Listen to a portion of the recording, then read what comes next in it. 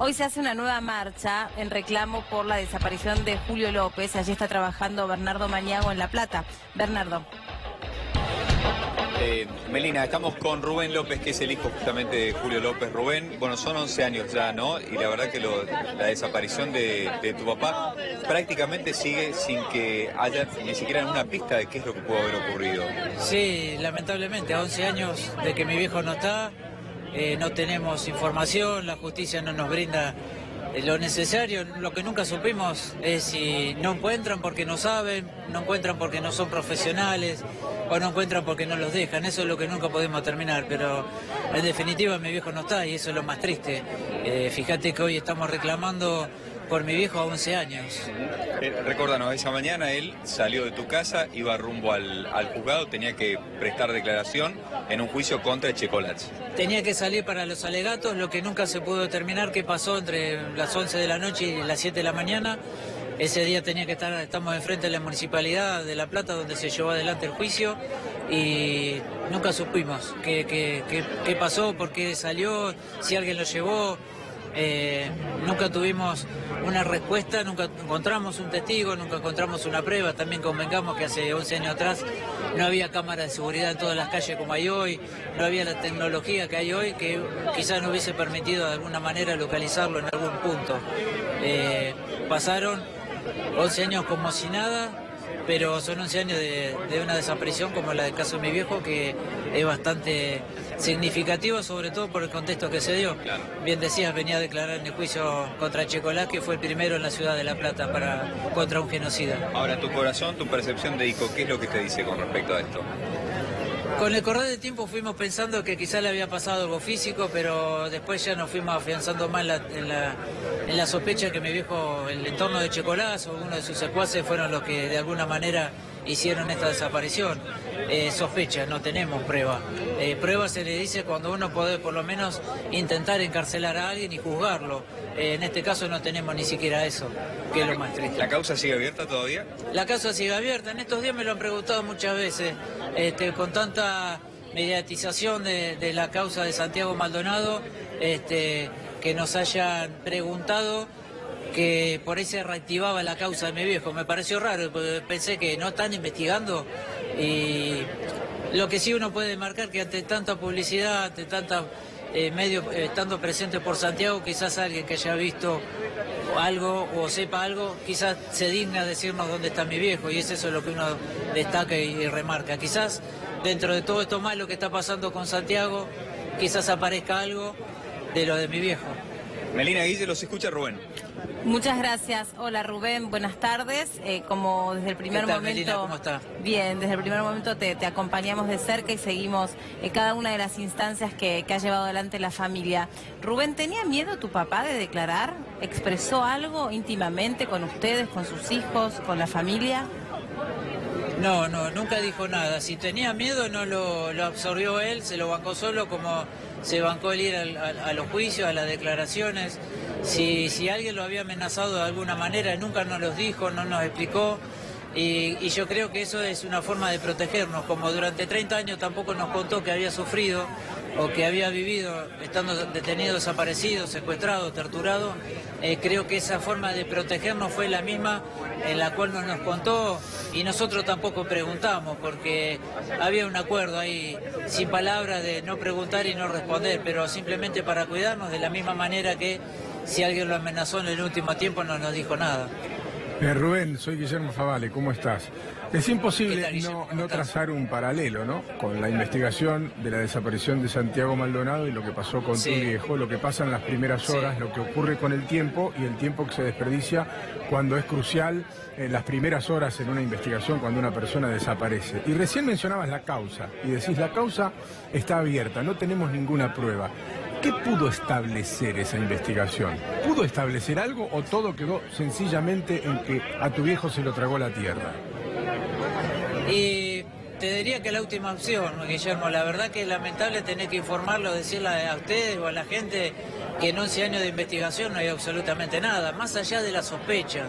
Y cuando uno dice sospechas, yo pudiera mediáticamente decir fue fulano, sultano, ensuciarlo, total, acá nadie se hace cargo.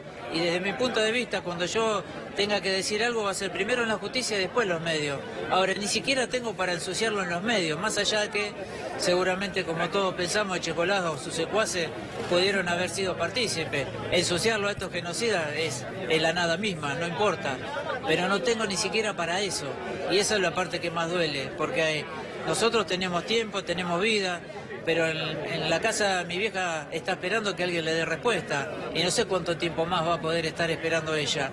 Tiene hermanos, mi viejo, que están grandes también y quieren y necesitan tener una información. Fíjate que en el último año y medio hemos perdido 2 primas, 2 sobrinas directas de mi viejo, las cuales se fueron de este mundo sin saber qué había pasado con mi viejo. Yo no quiero que sigan más familiares yéndose de este mundo sin poderle explicar qué pasó con Jorge Julio López. Y a esta altura lo que te interesa es saber qué pasó, ¿no? Y esa investigación que decías, la verdad que no pudo comprobar nada. ¿Pudo establecer, aunque sea, dónde desapareció? ¿En qué esquina? ¿A qué hora? ¿O todo sigue siendo una incógnita? No, todo sigue siendo una incógnita. Como contaba en principio, no teníamos cámara de seguridad. Hay testigos que lo vieron caminando a pocas cuadras en el horario que en teoría él tenía que estar acá enfrente de la municipalidad. Nunca nos pudimos explicar por qué, pero son testimonios. No hay una grabación, no hay una filmación porque no había cámara de seguridad en todos los negocios como hoy en día hay, por otro tema, porque es por la inseguridad. Entonces esa falta de testimonio, esa falta de testigos, esa falta de prueba es la que nos lleva a decir 11 años y no tenemos nada, más allá de sospechas. Rubén, vos decías recién que tu papá hizo todo lo posible por preservarlos, por mantenerlos lo más, digamos, alejado posible de todos los sentimientos que él podía ir atravesando a medida que transcurría el proceso en el que él iba a declarar como testigo.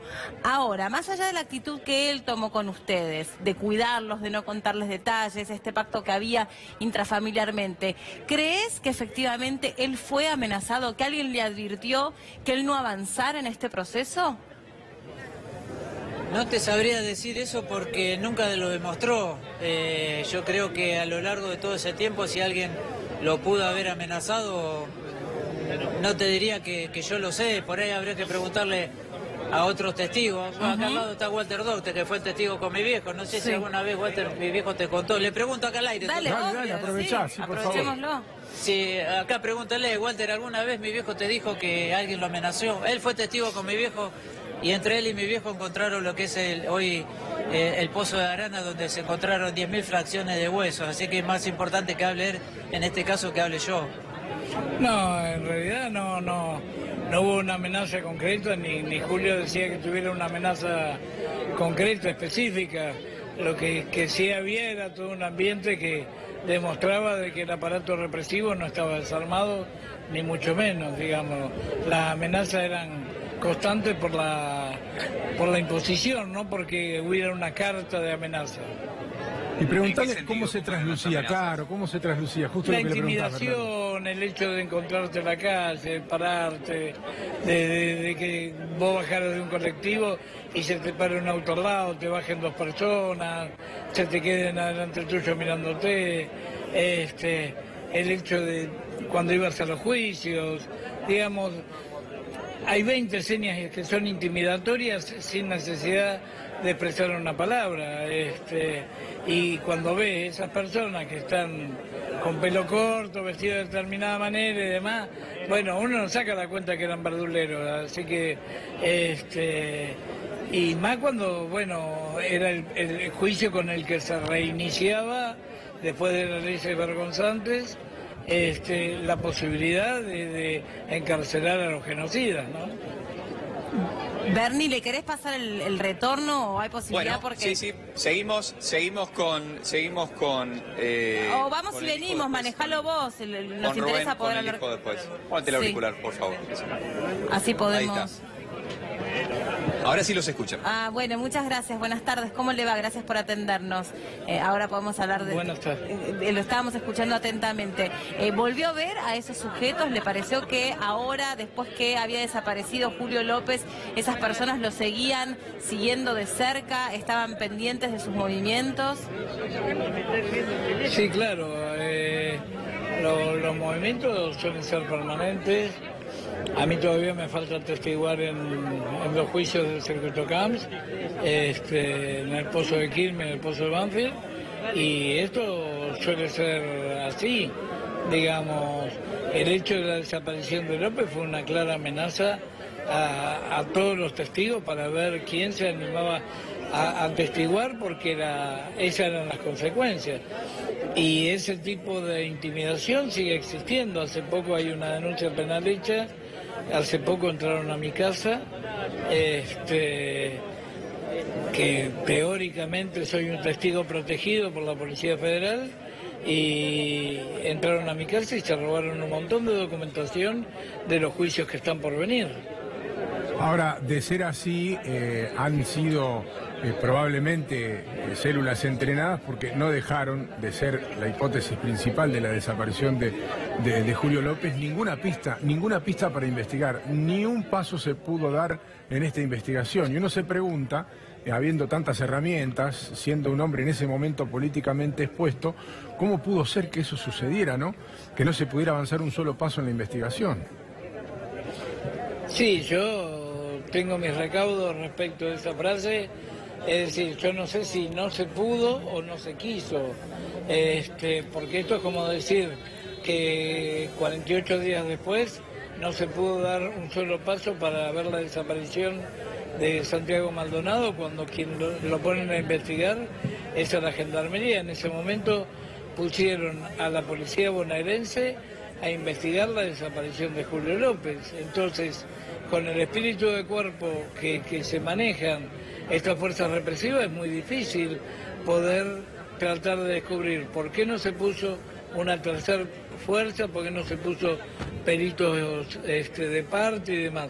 Todo eso no se hizo en su momento. Entonces, que son células organizadas, sin duda, son células organizadas, pero eso no implica de que ellos tampoco pusieron la voluntad del Estado, quiero decir, no puso la voluntad suficiente como para poder llegar al fin de estas cosas, ¿no? Me parece. Al ser en su momento la desaparición de Julio López, según su propia interpretación, un mensaje por elevación para todos los que tenían que atestiguar en este tipo de causas. ¿Cómo fueron estos 11 años para usted? Ya, obviamente, su pasado es muy doloroso, pero ¿cómo fueron estos últimos 11 años para usted? Y estos 11 años fueron como antes de atestiguar en el primer juicio que atestigué, que fue el juicio de la Junta de Comandantes. Es decir, años de mucho temor, de ver qué es lo que puede pasar, y lo sigue siendo porque todavía me falta atestiguar en 2 juicios, de cierta incertidumbre, pero con la convicción de que si realmente uno quiere una mejor sociedad, no nos queda ninguna otra posibilidad que seguir adelante.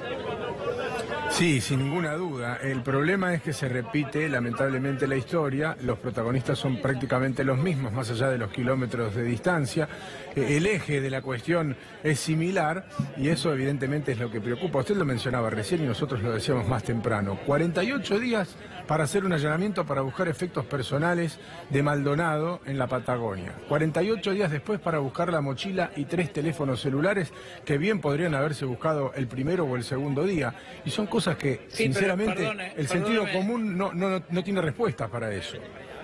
Pero el allanamiento es a la comunidad mapuche, sí, no es a los cuarteles de gendarmería. Habiendo demasiados testigos, no se allanó los cuarteles de gendarmería. Se allana, se busca culpables entre las víctimas. Esto es como preguntaban lo de Julio López si no había salido, en su momento preguntaban si no había salido con alguno de nosotros, los otros testigos. Es casi ridículo.